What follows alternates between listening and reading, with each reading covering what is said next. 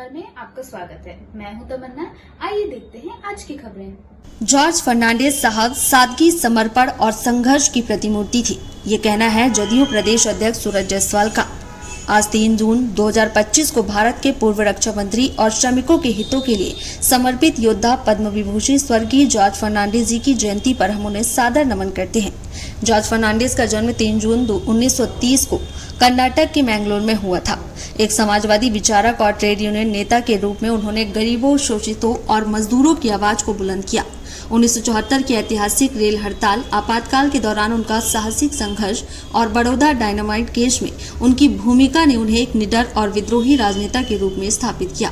George Fernandes ने भारत की राजनीति में कई महत्वपूर्ण पदों पर कार्य किया, जिसमें रक्षा मंत्री, रेल मंत्री, संचार मंत्री और उद्योग मंत्री शामिल है। उन्होंने समता पार्टी की स्थापना की और जनता दल के प्रमुख नेता रहे। उनकी सादगी, जनसेवा और राष्ट्रभक्ति की भावना उन्हें भारतीय राजनीति में एक अनूठा व्यक्तित्व बनाती है।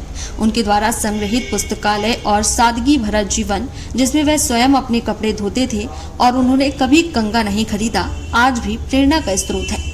इस अवसर पर हम उनके अप्रतिम योगदान को याद करते हुए उनके आदर्शों को अपनाने का संकल्प लेते हैं। जॉर्ज फर्नांडिस जी का जीवन हमें सिखाता है सच्ची नेतृत्व की पहचान।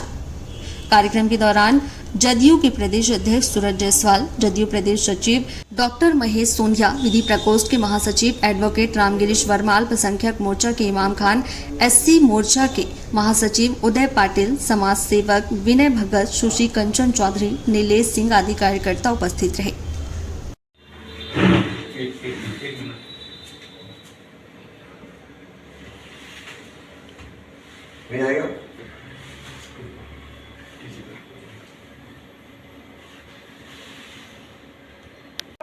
अमर रहे, अमर रहे। जॉर्ज साहब अमर रहे, अमर रहे, अमर रहे। जॉर्ज साहब अमर रहे, अमर रहे, अमर रहे। जदयू के कार्यालय में जॉर्ज साहब जी की जयंती मनाने के लिए इकट्ठे हुए हैं और हम इतना ही कहना चाहेंगे, जॉर्ज साहब जैसा नेता इस देश में मिलना अब बहुत मुश्किल है।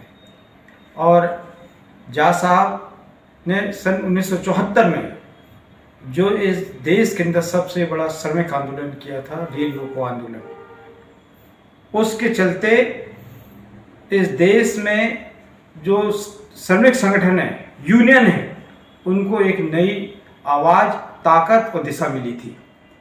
और मुझे कई बार बहुत दुख होता है कि आज उनकी जयंती है, लेकिन भारतीय रेलवे की जो ट्रेड यूनियंस हैं उसमें हम ऐसा पाते हैं कि उनकी जयंती को सेलिब्रेट करने के लिए लोग बहुत कम मात्रा में इकट्ठे होते हैं।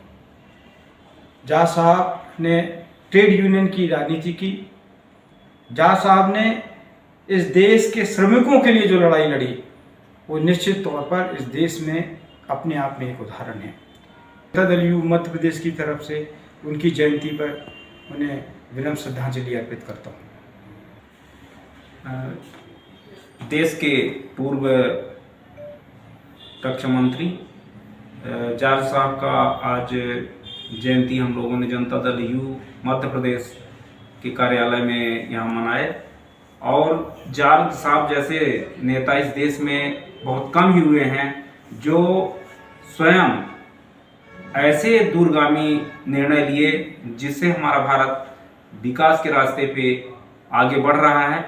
और जहाँ भी हमारी सरकारें हैं, जैसे बिहार में हमारे मुख्यमंत्री माननीय नीतीश कुमार जी ने उनके विचारों को आगे बढ़ाते हुए, उनके सपनों के अनुरूप काम करते हुए जनहित में जितने भी निर्णय हो सकते हैं वो कर रहे हैं। इन्हीं शब्दों के साथ मैं अपनी वाणी को विराम देता हूँ। वहीं जदयू के प्रदेश कार्यालय में मनाई गई जॉर्ज फर्नांडिस जी की जयंती। 3 जून जदयू के प्रदेश कार्यालय भोपाल में आज जॉर्ज फर्नांडिस साहब की जयंती मनाई गई। इस अवसर पर जदयू के प्रदेश महासचिव सुभान सिंह सिसोदिया, जदयू के प्रदेश सचिव अयाज अली, जिलाध्यक्ष नईम उर रहमान, गुड्डू भाई, पूजा पेंद्रो, मोहन आदि कार्यकर्ता उपस्थित थे। इस अवसर पर जॉर्ज साहब के तैलचित्र पर माल्यार्पण करने के पश्चात सभी ने उनके दिखाए मार्ग पर चलने का संकल्प लिया। ये थी आज की खबर और खबर देखने के लिए हमारे चैनल को सब्सक्राइब करें, लाइक करें और बेल आइकन दबाना ना भूलें। आप देख रहे हैं जनता के लिए जनता की आवाज जनता समाचार। अन्य खबरों के लिए हमारा चैनल सब्सक्राइब करें।